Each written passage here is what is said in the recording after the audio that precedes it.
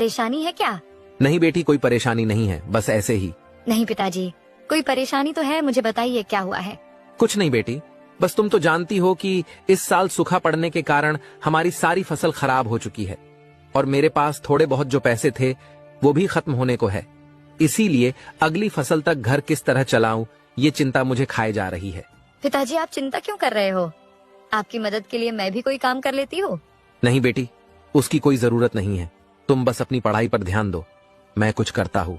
पिताजी इस मौके पर बोलना सही नहीं है, परंतु स्कूल के हेडमास्टर फीस के लिए बोल रहे थे।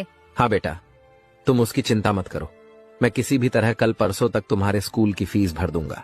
ठीक है पिताजी, मैं कल हेडमास्टर को कह दूंगी कि आप आज कल में फीस भर देंगे। मीरा को बोल तो दिया है कि कल परसों तक उसकी स्कूल फीस भर दूंगा, पर मेरे पास तो कल के राशन भर के पैसे नहीं हैं। लगता है इस बार मुझे धनीराम सेठ के पास से पैसे सूद पर लेने पड़ेंगे, वरना मैं ना तो घर का खर्च चला पाऊंगा और ना ही मीरा की स्कूल की फीस भर पाऊंगा। हाँ, मेरे पास अब बस यही एक जरिया बचा है, कल सुबह ही जाकर सेठ से मिलता हूँ। नमस्ते सेठ जी। हाँ बोलो रामलाल, क्या हुआ? आज अचानक मेरे घर कैसे आना हुआ? सेठ जी, आप तो जानते हो कि गांव में इस बार सूखा पड़ा है, जिस कारण मेरी पूरी फसल खराब हो चुकी है और खेती के अलावा मेरे पास कमाई का कोई दूसरा जरिया नहीं है। और अब ऐसी हालत हो गई है कि मेरे पास घर खर्च चलाने भर के पैसे नहीं हैं। इसीलिए आपके पास आया हूँ ताकि आप मुझे कुछ पैसे दे देते तो अच्छा होता, मैं धीरे धीरे आपके सारे पैसे चुका दूंगा। देखो भाई रामलाल, मैं तुमको पैसे तो दे दूंगा, पर तुम तो जानते ही रहोगे मेरे बारे में, मैं उसूलों का पक्का हूँ। अगर तुमने मेरे पैसे मुझे नहीं लौटाए तो मैं तुम्हारा घर और खेती की जमीन दोनों अपने नाम कर लूंगा। सेठ से पैसे ले तो लूंगा, पर अगर वो नहीं चुका पाया तो ये सेठ मेरी खेती की जमीन और घर दोनों मुझसे छीन लेगा। पर अगर इनसे पैसे नहीं लूंगा तो मीरा की स्कूल की फीस कैसे भरूंगा? क्या हुआ रामलाल, तुमने क्या सोचा? तुम्हें पैसे चाहिए या नहीं? चाहिए सेठ जी, मुझे अभी इन पैसों की बहुत जरूरत है। जी, मेरे पास पैसे जैसे जैसे आते जाएंगे मैं आपके वैसे वैसे सारे पैसे चुका दूंगा। वो सब तो ठीक है, पर मेरी बातें याद रखना कि अगर तुम पैसे नहीं चुका पाओगे तो मैं तुम्हारा घर और जमीन दोनों तुमसे अपने नाम करवा लूंगा। ठीक है सेठ जी। मीरा बेटी, यहाँ आना तो जरा। हाँ बोलिए पिताजी, आपने मुझे बुलाया क्या? हाँ बेटी, वो तुम कल स्कूल की फीस का बोल रही थी ना, वो मैं लेकर आया हूँ। पिताजी पर कल आप बोल रहे थे कि आपके सारे पैसे खत्म हो चुके हैं, फिर आप ये कहाँ से लाए? बेटी, ये पैसे मैंने धनीराम सेठ के पास से सूद पर लिए हैं। पिताजी, पर वो सेठ तो पैसे देने के नाम पर लोगों की जमीन अपने नाम करवा लेते हैं। हाँ बेटी, पर अभी के लिए हमें उनके अलावा दूसरा कोई और पैसे नहीं दे सकता था, और फिर तुम्हारे स्कूल की फीस भरनी भी जरूरी थी, इसीलिए मैं उनके पास से पैसे ले आया। पर पिताजी, हमारे पास एक छोटी सी जमीन है और एक ये घर है, कहीं सेठ ने हमसे ये भी छीन ली तो हम क्या करेंगे? बेटी, तुम उसकी चिंता मत करो, मैंने सेठ से तुम्हारे स्कूल के फीस से थोड़े ज्यादा पैसे लिए हैं। उन पैसों से मैं सब्जी मंडी से सब्जियां लाकर बेचना शुरू कर दूंगा, और जैसे जैसे पैसे जमा हो जाएंगे वैसे वैसे सेठ के सारे पैसे वापस कर दूंगा। ठीक है पिताजी, जैसा आपको सही लगे। लगता है इस बार के सूखे ने रामलाल की हिम्मत तोड़ दी है, इसीलिए तो वो खेती छोड़ सब्जी बेच रहा है। यही सही मौका है, एक बार इसकी जमीन खरीदने की बात करके देखता हूँ, शायद वो मुझे बेच दे। रामलाल भाई, तुम और सब्जी बेच रहे हो, क्यों खेती बाड़ी छोड़ दी क्या? क्या श्याम भाई, तुम भी मजाक कर रहे हो? तुम तो जानते हो इस साल के सूखे के कारण मेरी पूरी फसल खराब हो गई है, और अब अगले फसल के मौसम तक किसी न किसी तरह तो घर का खर्च चलाना पड़ेगा, तो लगा लिया सब्जी का ठेला। पर तुम तो कल तक रो रहे थे कि पैसे नहीं है, पैसे नहीं, और अब सब्जी का ठेला लगा लिया, तो ये सबके लिए कहाँ से पैसे आ गए तुम्हारे पास? नहीं भाई, सच में मेरे पास तो घर के राशन तक के लिए पैसे नहीं थे, और ऊपर से मीरा के स्कूल की फीस भी भरनी थी, तो धनीराम सेठ के पास से पैसे सूद पर ले लिया और मीरा की स्कूल की फीस भी भर दी, और कुछ पैसों से सब्जी का ठेला लगा दिया। चलो, ये तो बहुत अच्छा हुआ कि इस रामलाल ने धनीराम से पैसे सूद पर लिए हैं। अब ये उसके पैसे चुका नहीं पाएगा, और फिर धनीराम इसकी जमीन इससे छीन लेगा, फिर वो जमीन मैं उससे खरीद लूंगा। क्या कहा रामलाल भाई, तुमने धनीराम के पास से पैसे सूद पर लिए हैं, पर तुम तो जानते हो ना वो कितने ठग प्रवृत्ति का व्यक्ति हैं, वो तुम्हारी जमीन तुमसे छीन लेगा। हाँ भाई, मैं जानता हूँ, पर वो तो तब होगा ना जब मैं उनके पैसे नहीं दूंगा। मुझे पता है कि अब अगली फसल तक तो मैं कुछ भी नहीं कर पाऊंगा, इसीलिए मैंने सोचा कि तब तक सब्जी का ठेला लगा लेता हूँ। इससे जो मुनाफा होगा उसमें से कुछ पैसे घर खर्च में काम आएंगे, और कुछ मैं बचा बचा कर सेठ को वापस कर दूंगा। ये तो सही कह रहा है, इसकी सब्जी की दुकान तो अच्छी चल रही है, और अगर आगे भी ऐसा चलता रहा तो ये बहुत जल्द ही धनीराम के पैसे लौटा देगा। और अगर इसने धनीराम के पैसे लौटा दिए तो फिर मैं इसकी वो जमीन कैसे खरीदूंगा? हाँ भाई, फिर तो सही है। मैं भी देखता हूँ, अगली फसल तक कुछ ना कुछ कर लेता हूँ। मेरे पास इतना अच्छा मौका था रामलाल की जमीन अपने नाम करने की, पर जिस तरह उसकी दुकान चल रही है फिर तो मैं वो जमीन नहीं ले पाऊंगा। एक काम करता हूँ, धनीराम सेठ से मिलकर रामलाल की जमीन अपने नाम करने की बात करके आता हूँ। नमस्ते सेठ जी, क्या हाल है? अरे श्याम भाई, तुम यहाँ और ये मुझे सेठ जी बोलकर मेरा मजाक उड़ा रहे हो क्या? मुझे तो लगता है मुझे तुम्हें सेठ मुझसे ज्यादा जमीन तो तुम्हारे पास होगी। कहा धनी भाई, बस गिन चुनकर 5-10 होंगी। भाई तुम्हारी बात सुनकर तो मुझे वो मुहावरा याद आ गया। कौन सा मुहावरा भाई? भाई वही बोलते हैं ना, हाथी के खाने के दांत अलग होते हैं और दिखाने के अलग। बस भाई मजाक छोड़ो, मैं तुम्हारे पास एक बहुत जरूरी काम से आया था। बोलो भाई, क्या काम था? मैंने सुना है उस रामलाल ने तुमसे पैसे सूद पर लिए हैं। हाँ भाई, अभी कल ही तो लेकर गया वो मुझसे पैसे। क्यों, नहीं देना था क्या? उसे तुमने बताया था ना कि अगर वो तुम्हारे पैसे नहीं लौटाएगा तो तुम उसकी जमीन अपने नाम करवा लोगे। हाँ, मैंने उसे पैसे देने से पहले और पैसे देने के बाद अच्छे से समझा दिया था कि अगर उसने मुझे पैसे समय से नहीं लौटाए तो मैं उसकी खेती की जमीन के साथ साथ उसका घर भी अपने नाम कर लूंगा। ये बहुत सही किया तुमने। क्या हुआ श्याम भाई, कहीं तुम्हें उसकी जमीन तो नहीं चाहिए? हाँ भाई, तुम एकदम सही समझे, मुझे उसकी जमीन चाहिए थी।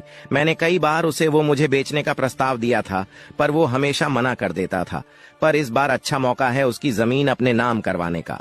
तो अब तो तुम्हें उससे उस जमीन की बात करने की जरूरत ही नहीं पड़ेगी, क्योंकि कुछ ही दिनों में उसका मालिक मैं बन जाऊंगा। तो फिर सीधा मुझसे बात करो उस जमीन की। नहीं भाई, तुम्हें इतना खुश होने की जरूरत नहीं है।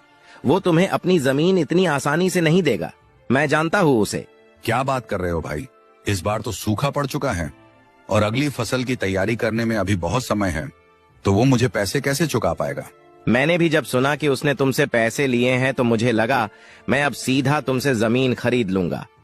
पर उसने तुमसे जो पैसे लिए हैं उनसे गांव के बाजार में सब्जी का ठेला लगा लिया है, और मैं खुद देख कर आ रहा हूँ वो बहुत अच्छा चल भी रहा है। और अगर इसी तरह उसकी सब्जियां बिकी तो वो कुछ ही दिनों में तुम्हें तुम्हारे पूरे पैसे वापस कर देगा। क्या कहा श्याम भाई तुमने? अगर ऐसा हुआ फिर तो उसकी जमीन और घर दोनों मेरे हाथ से चले जाएंगे। नहीं भाई, मेरे पास एक तरकीब है जिससे तुम्हें तुम्हारे पैसे भी मिल जाएंगे और उसका घर भी, पर उसके बदले तुम्हें मुझे उसकी जमीन देनी पड़ेगी। मुझे मंजूर है भाई, बताओ क्या तरकीब है? भाई, कोई बहुत बड़ी तरकीब नहीं है। तुम बस रामलाल से अपने पैसों का पूछते रहना, और जैसे ही वो कहे कि 2-3 दिनों में दे दूंगा तो फौरन मुझे बता देना। मैं उसके सारे पैसे चुरा लूंगा तो वो तुम्हें पैसे नहीं दे पाएगा, और अगर वो पैसे नहीं दे पाया तो जमीन और घर तुम्हें देना पड़ेगा, और चुराए हुए पैसे भी मैं तुम्हें लाकर दे दूंगा। इससे तुम्हें तुम्हारे सारे पैसे भी मिल जाएंगे और घर भी। उसके बदले तुम मुझे उसकी जमीन दे देना। सही है, इसमें तो मेरा ही फायदा है। चोरी भी श्याम करेगा और मुझे मेरे पैसे भी मिल जाएंगे, और साथ ही साथ रामलाल का घर भी। मुझे मंजूर है श्याम भाई, मैं थोड़े थोड़े दिनों में रामलाल से पैसों के बारे में पूछता रहूंगा, और जैसे लगेगा कि उसके सारे पैसे जमा हो गए मैं फौरन तुम्हें बता दूंगा। सही कह रहे थे श्याम भाई, इस रामलाल की सब्जी की दुकान तो बहुत अच्छी चल रही है।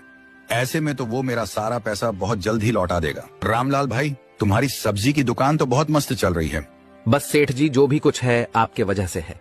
नहीं राम भाई, तुम मुझे क्यों धन्यवाद कर रहे हो? तुम्हें पैसों की जरूरत थी, मैंने दिए बस, और तुम्हारे पास जैसे होंगे तुम तो मुझे वो लौटा ही दोगे ना? हाँ सेठ जी, मेरे पास जैसे जैसे पैसे आते रहेंगे मैं वैसे वैसे आपके सारे पैसे लौटाता जाऊंगा। नहीं रामलाल भाई, तुम्हें ऐसा करने की कोई जरूरत नहीं है। तुम थोड़े थोड़े पैसे मत देना, तुम्हारे पास जैसे ही पूरे पैसे हो जाए तो एक साथ में दे देना। ठीक है सेठ जी, ये भी सही रहेगा। फिर भी कितने दिन लगेंगे तुम्हें पूरे पैसे जमा करने में?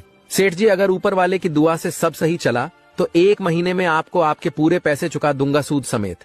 फिर तो बहुत सही रहेगा भाई। ठीक है, तो तुम काम करो, मैं चलता हूँ। और रामलाल भाई, क्या हाल है और दुकान कैसी चल रही है? सब बढ़िया है सेठ जी, और ऊपर वाले की दुआ से दुकान भी बहुत मस्त चल रही है। चलो फिर तो सही है, इसका मतलब तुम बहुत जल्द ही मेरे पैसे लौटा दोगे। हाँ सेठ जी, कुछ जमा हो गए हैं, कुछ बाकी है। जैसे हो जाएंगे आपको लाकर दे दूंगा, पर अब महीना नहीं लगेगा, शायद थोड़ा जल्दी हो जाएगा। ठीक है भाई, पर याद रखना पूरा एक साथ देना है। हाँ सेठ जी, पूरा एक साथ ही दूंगा। जो सेठ से जितने पैसे लिए थे वो तो जमा हो गए, बस अब 2-3 दिनों में बस ब्याज के पैसे जमा कर लेता हूँ, फिर सेठ के पैसे उन्हें वापस कर दूंगा। अरे आइए सेठ जी, बोलिए कैसे आना हुआ। कुछ नहीं रामलाल भाई, बस बाजार के कुछ लोगों से पैसे लेने थे तो वही लेने आया हूँ। और तुम्हारा ठेला भी पास में था तो सोचा तुमसे भी मिलता चलूं। और बताओ भाई, क्या हुआ, मेरे पैसे जमा हो गए या अभी समय लगेगा? ये सेठ जी हर 3-4 दिन में बार बार एक ही सवाल पूछने क्यों आ जाते हैं? नहीं सेठ जी, आपके पूरे पैसे तो जमा हो गए हैं, बस ब्याज के पैसे बाकी है, वो भी 2-3 दिनों में हो जाएंगे। और पैसे जमा होते ही मैं खुद आकर आपके सारे पैसे वापस कर दूंगा। ही समय है, श्याम भाई को बोल देता हूँ ताकि वो इसके यहाँ चोरी कर ले।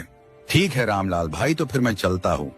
तुम्हारे पास पैसे जमा होते ही घर आकर दे जाना। हर बार जब भी सेठ जी मेरे यहाँ से जाते हैं तो हर बार उनको ये श्याम भाई कहाँ से मिल जाते हैं। कहीं तो कुछ गड़बड़ है, एक बार इन दोनों का पीछा करके देखता हूँ। क्या हुआ धनीराम भाई, और कितने दिन लगने वाले हैं इस रामलाल को पैसे जमा करने में? भाई तुम आज रात की तैयारी कर लो। रामलाल के घर से पैसे चुराने की, क्योंकि उसने रकम जमा कर लिया है, बस ब्याज के पैसे जमा करना बाकी है। क्या कह रहे हो धनीराम भाई? यानी रामलाल ने तुमसे जितना लिया था उतना पूरा जमा कर लिया? हाँ भाई, बस ब्याज के पैसे बाकी हैं। फिर तो सही है, मैं आज रात को उसके घर से सारे पैसे चुरा लूंगा और फिर आप उससे पैसे मांगने कल चले जाना। भाई पर उसने बोला है कि ब्याज के पैसे जमा करने 2-3 दिन लगेंगे, फिर कल कैसे मांगने चला जाऊं? तुम कल जाकर उससे पैसे मांगना और बोलना मुझे थोड़ा जरूरी है, मुझे चाहिए तो चाहिए, और मना करने लगे तब 1 दिन का समय दे देना और कहना अगर कल तक पैसे नहीं मिले तो घर और जमीन मेरे नाम कर दे। 1 दिन में तो वो इतने पैसे जमा नहीं कर पाएगा और इस तरह वो खुद ब खुद परेशान होकर जमीन और घर आपके नाम करने राजी हो जाएगा। वाह भाई, क्या बात है, क्या दिमाग लगाया है तुमने। ठीक है, तो तुम आज रात की तैयारी करो, मैं कल की तैयारी करता हूँ। ये क्या, ये दोनों तो मिलकर मुझसे मेरी मेहनत की कमाई और घर जमीन हड़पने की साजिश कर रहे हैं। क्या हुआ पिताजी, आप इतनी चिंता में क्यों हो? कोई परेशानी है क्या? हाँ बेटी, एक परेशानी तो है। पिताजी, तो आपने कोई तरकीब सोची है क्या? नहीं बेटी, बस वही सोचने की कोशिश कर रहा हूँ, पर कुछ सूझ ही नहीं रहा है। पिताजी, मेरे पास एक तरकीब तो है जिससे सेठ भी हैरान रह जाएंगे और श्याम काका भी। बताओ बेटी, क्या तरकीब है? वाह बेटी, क्या खूब तरकीब लगाई है तुमने। अब देखो कल मैं कैसे दोनों को चौंका देता हूँ। धनीराम भाई, अपने तरकीब के हिसाब से मैं सारे पैसे लेकर आ गया हूँ। अब तुम सीधा उस रामलाल के पास पहुँच जाओ और अपने पैसे मांगो, और अगर रोने धोने लगे तो 1 दिन का समय दे देना। और याद रहे, उसको ये भी बोल देना कि अगर तुम कल तक पैसे नहीं दोगे तो मैं तुम्हारी जमीन और घर अपने नाम कर लूंगा। हाँ भाई, तुम उसकी चिंता छोड़ दो, मैं अभी जाकर उस रामलाल को थोड़ा डरा कर आता हूँ और उसको ये बात भी बोल दूंगा। क्या हुआ पिताजी, अब तक सेठ जी आए नहीं? हाँ बेटी, मैं भी तो उन्हीं का इंतजार कर रहा हूँ। मुझे डर लग रहा है कहीं कुछ गड़बड़ ना हो गई हो। पिताजी, आप चिंता क्यों कर रहे हो? अगर कोई गड़बड़ हुई होगी तो भी हम उससे निपट लेंगे। अरे सेठ जी, आप यहाँ अचानक, क्या हुआ, कोई काम था क्या? नहीं रामलाल भाई, मैं तो मेरे पैसे वापस लेने आया हूँ। मुझे थोड़ा जरूरी काम आ गया था तो सोचा तुमसे लेता जाऊं। सेठ जी, पर मैंने कहा था ना कि 1-2 दिन और लग जाएगा मुझे पूरे पैसे देने में। हाँ मुझे पता है, पर मुझे सारे पैसे आज चाहिए। मैंने बताया ना, मुझे थोड़ा जरूरी काम है। सेठ जी, आप जरा यही रुकिए, मैं एक बार देखता हूँ मेरे पास कितने पैसे हुए हैं। अगर पूरे हो गए होंगे तो मैं लेकर आता हूँ। सेठ जी, एक समस्या हो गई है। समस्या? कैसी समस्या हो गई है रामलाल भाई? सेठ जी, मैंने सारे पैसे अपने कमरे के अलमारी में रखे थे, लगता है किसी ने सारे पैसे चुरा लिए हैं। क्या कहा रामलाल भाई, पैसे चुरा लिए हैं? कहीं तुम झूठ तो नहीं बोल रहे हो ताकि मुझे पैसे ना देने पड़े? नहीं सेठ जी, मैं झूठ क्यों बोलूंगा, सच में मैंने सारे पैसे अपने कमरे के अलमारी में रखे थे, और मुझे झूठ बोलकर क्या मिलेगा। आज नहीं तो कल मुझे आपको आपके पैसे तो लौटाने ही पड़ेंगे ना। देखो रामलाल भाई, मुझे ये सब कुछ नहीं सुनना है। मुझे मेरे पैसे चाहिए, और अगर तुम अभी नहीं दे सकते तो मैं कल सुबह आ जाता हूँ, पर कल मैं कोई बहाना नहीं सुनूंगा। और अगर तुम कल मुझे मेरे पैसे नहीं दोगे तो तुम्हें कल तुम्हारा ये घर और तुम्हारी खेती मेरे नाम करना होगा। क्या हुआ पिताजी, कहीं आप सेठ जी के पैसे तो नहीं ढूंढ रहे थे अपने कमरे में? हाँ बेटी, मैं वहीं ढूंढ रहा था अपने कमरे में, पर लगता है रात को किसी ने अलमारी से सारे पैसे चुरा लिए हैं। पिताजी, शायद आपकी याददाश्त कमजोर हो चुकी है, क्योंकि आपने तो सारे पैसे मुझे दिए थे रखने के लिए। ये लीजिए पैसे और दे दीजिए सेठ जी को। अरे हाँ बेटी, मैं तो भूल ही गया था। अच्छा हुआ तुम आज घर पर ही हो, वरना मैं तो सेठ जी को पैसे दे ही नहीं पाता। ये लीजिए सेठ जी, आपके सारे पैसे ब्याज के साथ है, एक बार गिन लीजिएगा। ये कैसे हो गया? रामलाल के सारे पैसे तो श्याम भाई ने चुरा कर मुझे लाकर दे दिए थे, तो ये रामलाल कहाँ से पैसे लेकर आ गया? क्या हुआ सेठ जी, क्या सोच